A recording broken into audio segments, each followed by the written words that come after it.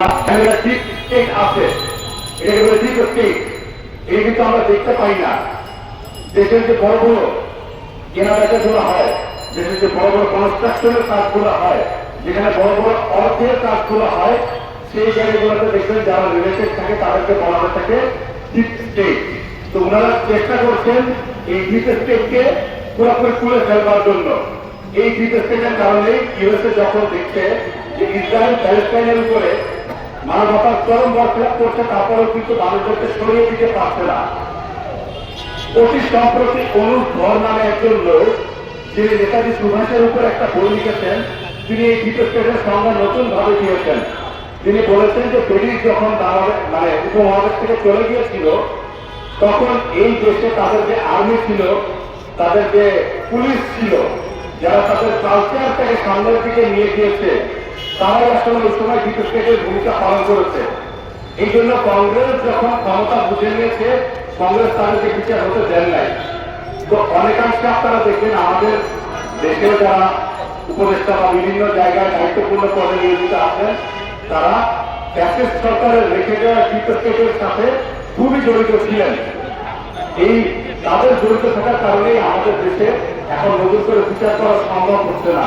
আমাদের দেশে কত টাকা দেশের বাইরে চলে গিয়েছে, ফিনান্সিয়াল ইন্টেলিজেন্স ইউনিট এর বিষয়ে কি কি পদক্ষেপ নিচ্ছেন আমরা এখনো জানি না। আর না জানলে কিভাবে জানেন? আমরা দেখেছি যে বিভিন্ন রাজনৈতিক দল যারা আগামী দিনে নির্বাচন করতে পারেন, তাদেরকে যখন ফ্যাসিস্ট সরকারের টাকার সাপোর্টটা দেওয়া হবে, তখন তারা অনেকখানি এগিয়ে যাবেন। কারণ এখন পর্যন্ত ভারত উপমহাদেশে টাকা নির্বাচনে অত্যন্ত গুরুত্বপূর্ণ ভূমিকা পালন করে। আর নির্বাচনের সময় যদি টাকার সাপোর্ট দিয়ে যারা ক্ষমতায় আসবেন, তারা ক্ষমতায় এসে আবারও ওই ফ্যাসিস্ট সরকারের কাছাকাছি একটা আচরণই আমাদের সাথে করবে। আমাদের এই যে জিনিসগুলো পরিবর্তন হচ্ছে, এইখানে আসলে আমাদের জুলাই আগস্টের বিপ্লবের পর আমাদের প্রচন্ড রকমের আশা ছিল। আপনারা দেখবেন অতি সাম্প্রতিক সময়ে সেনাবাহিনী থেকে সেনাবাহিনীর আমাদের একজন এক্স চিফ জেনারেল ইকবাল করিম ভুইয়া, তার প্রতি আমার শ্রদ্ধাকে বলছি, তার কিন্তু জানেন যে ওই সময় তার যে চলমান সময় ছিল 2018 পর্যন্ত, তারা তারা দুর্নীতির সাথে জড়িত ছিলেন। তো তারা কিন্তু চাইলে এই দুর্নীতির মানুষগুলোকে আমাদের সবার সামনে তুলে ধরতে পারে। কিন্তু তা না করে বর্তমান উপদেষ্টারা ওনারা যদি রিটায়ারমেন্টে চলে যান এবং ওনারা যদি বিভিন্ন রাজনৈতিক দল গঠন করেন, তাহলে হবে কি, ব্রিটিশ শাসনের শুরুতে যেমন আমাদের দেশ ও জাতিকে দুই ভাগে ভাগ করে ফেলেছিল, ওইরকম ভাগে ভাগে বিভক্ত হয়ে যাবে মানুষ। কিভাবে বিভক্ত হবে? আপনারা জানেন, ব্রিটিশ সরকারের শুরুতে যখন দুই ভাইয়ের ভিতরে রাজত্ব নিয়ে গ্যাঞ্জাম ছিল, তারা তখন এক ভাই ইংরেজদেরকে ডেকেছে, আর এক ভাই ফরাসিদেরকে ডেকেছে।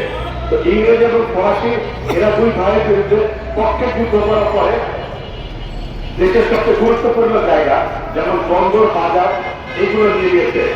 আমরা অতি সম্প্রতি দেখেছি যে আমাদের যে পোর্ট, যেটা বিগত সরকারের সময় ভারতকে দেওয়ার কথা ছিল, সেটা হয়তো বা ইউএই বা দুবাইকে দেওয়া হয়েছে।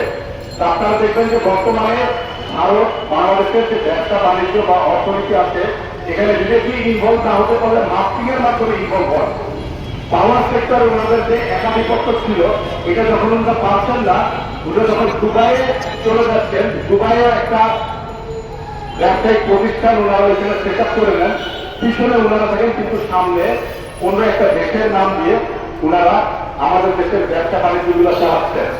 আর এইভাবেই আসলে যখন আমরা দেখছি যে জিওপলিটিক্যালি আমাদের রাজনৈতিক দলগুলো কারো না কারো কাছে যাইতে চায়, পলিসিগুলো চেঞ্জ হয় নাই, তখন আমাদের দেশে আবারও আমরা চেষ্টা করছি যে জিওপলিটিক্যালি কোন বড় ভাই কাকে সাপোর্ট দিচ্ছেন তাদের পরে কথা বলার জন্য। আর আমাদের রাজনীতি বর্তমান বিশ্বে অনেকখানি পিছিয়ে গিয়েছে। কিভাবে পিছিয়ে গিয়েছে? বর্তমান বিশ্বের রাজনীতি আপনারা দেখবেন সব জায়গায় নাগরিক অধিকার ভিত্তিক। কোন দল আমার দেশে আমার বিভিন্ন যে জিনিসগুলো লাগে, বিদ্যুৎ হইতে পারে, পড়াশোনা হইতে পারে, চিকিৎসা হইতে পারে, এই চিকিৎসা, পড়াশোনা বা এই জিনিসগুলোর দাম কমাতে পারছে, এই রাজনীতি না করে আমরা আদি পুরুষের রাজনীতি করি। অমুক আমার বাবা ছিলেন, অমুক আমার নেতা ছিলেন, সেই নেতার কনসেপ্ট আমরা ডেফিনেটলি আমাদের লাইফে রাখবো, আমরা ভালো রাখবো। কিন্তু নেতার কনসেপ্ট থেকে বিশ্বাস করতে যে আমরা দুই ভাগে ভাগ হতে পারবো না। জিও পলিটিক্যালি যারা পাওয়ারফুল তারা যখন দেখলেন যে আমরা সংস্কৃতির দিক দিয়ে, ধর্মের দিক দিয়ে, খাবারের দিক দিয়ে, পোশাকের দিক দিয়ে অলমোস্ট একই জাতি, আমরা 18 কোটি মানুষের ভিতরে খুব আসলে পার্থক্য নাই, আমাদেরকে কিন্তু খুব সহজে বিভক্ত করা যায় না। তখন তারা কি করবেন, আমাদের আদি পুরুষকে নিয়ে আসলেন, আমাকে এসে বললেন তোমার দাদাকে তো অমুক বাড়ির অমুকে মারছিল, আর ওকে দিয়ে বললেন যে তোমার দাদাকে অমুক বাড়ির অমুকে মারছিল। আমরা এখন রাস্তায় আমাদের সন্তান ভালো থাকবে কিনা তার উপরে ফোকাস না করে আমরা চিন্তা করতেছি আমার দাদা করে মার খাইছিল, সেই মায়ের প্রতিশোধ আমি নিব। কাজে আমরা এই মায়ের রাজনীতি থেকে বের হয়ে আসবো। আমরা উপদেষ্টাদের কাছে 3টা জিনিস চাই: স্বচ্ছতা, জবাবদিহিতা এবং সিলেকশন ক্রাইটেরিয়া।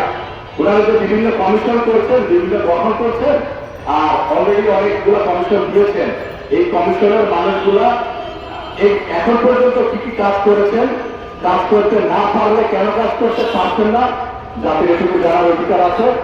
আর আগামী রাজনীতিতে আমরা ওরকম 2 জন বা 3 জন বা উপদেষ্টারা কোথা থেকে সিলেক্ট করছে তা জানতে পারছি না যেমন এখন, তার থেকে আমরা জানতে চাই ওনাদের সিলেকশন ক্রাইটেরিয়া কি। আগামী দিনগুলোতে আমরা বৈষম্যহীনভাবে আমরা আদর্শিক ভিত্তি থেকে আমাদের বিবেক এবং কর্তৃত্ববোধের জায়গা থেকে আমরা রাজনীতি করতে চাই এবং যেখানে আমাদের একটা চমৎকার বাংলাদেশ আমরা করতে পারি। ধন্যবাদ সবাইকে। আসসালামু আলাইকুম।